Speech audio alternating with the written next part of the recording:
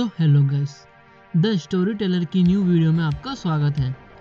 आज हम MCU Marvel cinematic universe की movie captain America the winter soldier के बारे में बात करेंगे, जिसको 2014 में रिलीज किया गया था।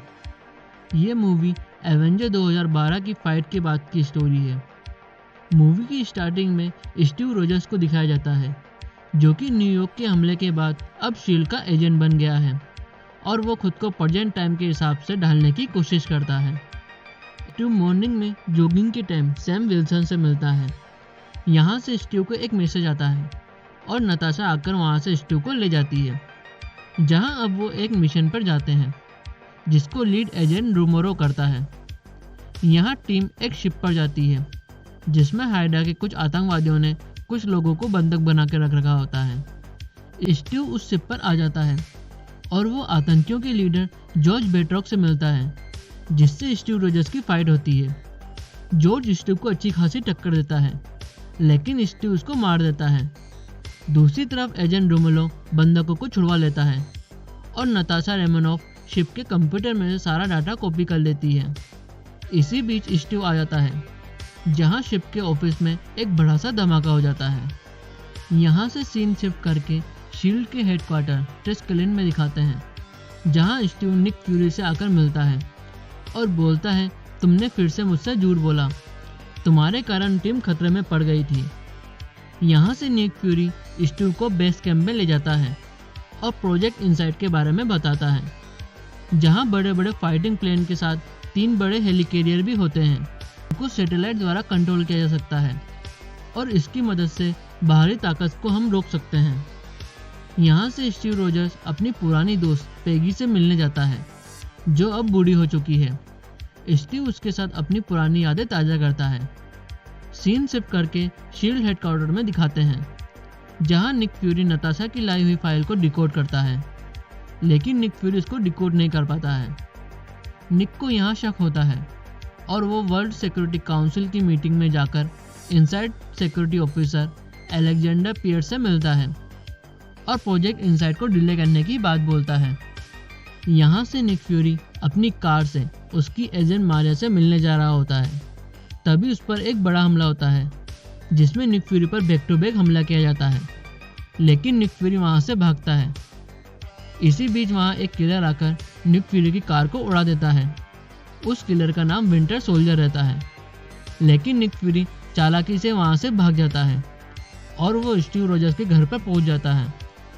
स्टीव घर पहुंचता है तो उसे निक जख्मी हालत में मिलता है, जहां निक फोन के मैसेज के जरिए स्टीव से बात करता है और बोलता है, इन सब में शील्ड मिला हुआ है।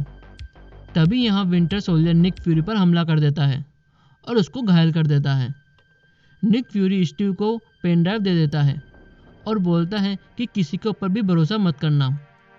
यहाँ से स्टीव विंटर सोल्जर के पीछे जाता है, लेकिन स्टीव उसको पकड़ नहीं पाता है। दूसरी तरफ निक फ्यूरी को हॉस्पिटलाइज कर दिया जाता है, जहां नताशा, एजेंट मारिया और स्टीव रोजर्स भी होते हैं और वहां पर निक फ्यूरी मर जाता है। यहां से कैप्टन अमेरिका को शील्ड के हेडक्वार्टर में बुलाया जाता है, जहां वो अलेक्जेंडर पियर्स से मिलता है। पियर्स कैप्टन से निक फ्यूरी के बारे में पूछता है, जब निक फ्यूरी कैप्टन के घर पर आया था, लेकिन कैप्टन बोलता है कि उसको खुद नहीं पता है कि फ्यूरी उसके घर पर क्यों आया था। यहाँ से कैप्टन लिफ्ट में जाने लगता है और लिफ्ट में एजेंट रूमोरो भी आ जाता है और उसके साथ कुछ सोल्जर्स भी होते हैं, जो पियर्स के कहने पर कैप्टन पर हमला कर देते हैं और लिफ्ट में कैप्टन की फाइट होती है, जहाँ कैप्टन उस लिफ्ट से कूदकर भाग जाता है।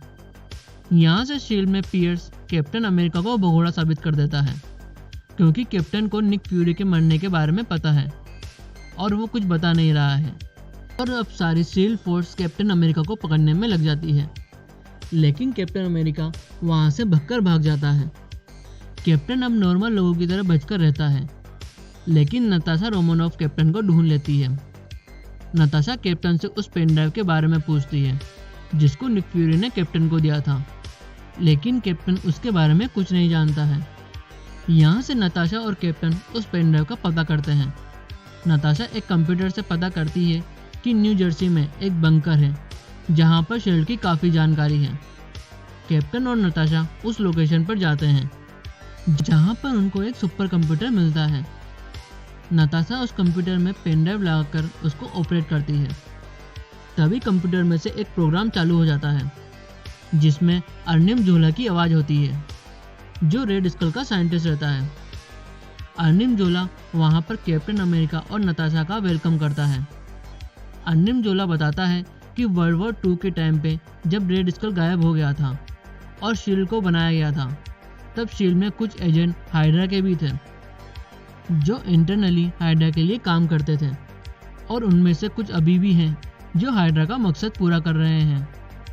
जोला बताता है कि उसके मरने के बाद हाइड्रा वालों ने डॉक्टर जोला के दिमाग को एक AI टेक्नोलॉजी से कंप्यूटर में डाल दिया, जिसकी मदद से शील्ड के एजेंट को मार सकते हैं। यहाँ पर हाइड्रा का नया लीडर अलेक्जेंडर पियर्स ही होता है। कैप्टन जोला से पेन ड्राइव के बारे में पूछता है, लेकिन जोला कुछ नहीं बताता है। इसी बीच जोला शील्ड के सैटेलाइट से कैप्टन और नताशा पर मिसाइल फायर करवा देता है, जिससे पूरा बंकर उड़ जाता है। लेकिन कैप्टन और नताशा एक टनल में छुपकर बच जाते हैं। यहाँ से सीन शिफ्ट करके अलेक्जेंडर पियर्स को दिखाया जाता है, जो अपने घर पर होता है। वहाँ पर वो विंटर सोल्जर से अपने प्लान के बारे में बात करता है, लेकिन वहाँ शील्ड की एक एजेंट आ जाती है, जिसको पियर्स वहाँ पर मार देता है। यहाँ पता लगता है कि विंटर सोल्जर को भी अलेक्जेंडर पियर्स ही कमांड दे रहा है। अब नताशा और कैप्टन शील्ड से बचने के लिए सैम विल्सन के घर पर जाते हैं, जहाँ कैप्टन पियर्स को हाइड्रा का लीडर बताता है। सैम कैप्टन की मदद करने को बोलता है और वो शील्ड के एक एजेंट को पकड़ते हैं, जिसका नाम जेस्पर सिटवेल रहता है। कैप्टन और नताशा जेस्पर से जोला के प्रोग्राम के बारे में पूछते हैं, लेकिन जेस्पर कुछ नहीं बोलता है। जहां नताशा अब जेस्पर को बिल्डिंग से गिरा देती है। अभी सैम जेस्पर को ऊपर ले आता है और यहाँ पता चलता है कि सैम फैल्कॉन है। यहाँ जेस्पर जोला का सारा प्लान बताता है, जिसमें जोला ने शील्ड के कंप्यूटर में अपना प्रोग्राम डाल दिया है और अब वो कुछ भी कर सकता है, जहाँ वो अपने दुश्मनों को शील्ड की फाइल से देखकर ख़त्म कर सकता है। यहाँ तक कि प्रोजेक्ट इनसाइट के बारे में भी उनको पता है। यहाँ से कैप्टन नताशा जेस्पर को एक कार में ले जा रहे होते हैं, जहाँ विंटर सोल्जर आकर जेस्पर को मार देता है और कैप्टन नताशा और सैम को बचाता है। यहाँ कैप्टन और विंटर सोल्जर की फाइट होती है, जिसमें विंटर सोल्जर का मास्क हट जाता है और वो बकी बार्न्स ही रहता है, जो कैप्टन का दोस्त था और उनके मिशन के टाइम उसकी मौत हो गई थी। यहाँ कैप्टन उसको नाम से बुलाता है, लेकिन उसको कुछ समझ में नहीं आता है और वो कैप्टन पर हमला कर देता है। यहाँ पर सैम आकर कैप्टन को बचा लेता है और विंटर सोल्जर वहाँ से भाग जाता है। इसी बीच वहाँ शील्ड आर्मी आ जाती है और कैप्टन के साथ नताशा और सैम को भी अरेस्ट कर लेती है। यहाँ गाड़ी में ले जाते टाइम मारिया कैप्टन और नताशा को वहाँ से निकाल लेती है और एक अड्डे पर लेकर जाती है, जहाँ पर निक फ्यूरी जिंदा रहता है। यहाँ से मारिया बताती है कि निक फ्यूरी को बचाने के लिए यह एक प्लान था। निक फ्यूरी कैप्टन को बताता है कि हाइड्रा ने शील्ड पर कंट्रोल कर लिया है, इसलिए वो किसी पर भरोसा नहीं कर सकता है। हाइड्रा ने तीनों हेली कैरियर को भी कंट्रोल में ले लिया है, जिसकी मदद से वो दुनिया पर राज करना चाहते हैं। हमें उनको रोकने के लिए उन हेली कैरियर में से हाइड्रा की चिप निकालनी होगी और वहाँ पर अपनी चिप डालनी होगी। यहाँ से अब कैप्टन के साथ सैम और मारिया हाइड्रा के इस प्लान को रोकने के लिए निकल जाते हैं। सीन में विंटर सोल्जर को दिखाया जाता है, जो एक लैब में होता है।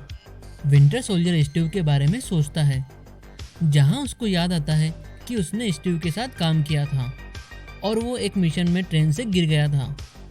वहाँ हाइड्रा की आर्मी ने बकी को अपने कब्जे में ले लिया और डॉक्टर जोला ने बकी का ब्रेन वॉश करके उसको हाइड्रा का एक मेन वेपन बना लिया, जिसकी मदद से हाइड्रा वाले अपने दुश्मनों को मरवा रहा था। बकी की उम्र ना बढ़े इसलिए उसको बर्फ में रखा जाता था। लैब में अब अलेक्जेंडर पियर्स भी आ जाता है, जहाँ बकी बोलता है कि उसने कैप्टन अमेरिका को कहीं देखा है, लेकिन पियर्स बताता है कि तुम उससे अपने लास्ट मिशन में मिले थे। यहाँ से अब बकी को एक शॉक दिया जाता है। दूसरी तरफ Alexander Pierce world security council के साथ मिलकर तीनों हेली कैरियर को लॉन्च करने लगते हैं, लेकिन तभी कैप्टन अमेरिका वहाँ के स्पीकर से सभी शील्ड एजेंट को बताता है कि शील्ड पर अब हाइड्रा का कब्जा हो गया है और वो इन हेली कैरियर की मदद से दुनिया पर राज करना चाहते हैं। हम सबको मिलकर इनको रोकना होगा। हमें नहीं पता है कि कौन हाइड्रा से मिला है। इन शिप का लीडर अलेक्जेंडर पियर्स है। यहाँ एजेंट रोमुलो हेली कैरियर लॉन्च करने को बोलता है, लेकिन दूसरे एजेंट उसकी बात नहीं मानते हैं और यहाँ एजेंट रोमुलो हेली कैरियर को लॉन्च कर देता है। दूसरी तरफ वर्ल्ड सिक्योरिटी काउंसिल के मेंबर अलेक्जेंडर पियर्स की बात नहीं मानते हैं, तो वहाँ पर अलेक्जेंडर पियर उन सबको मरवाने लगता है।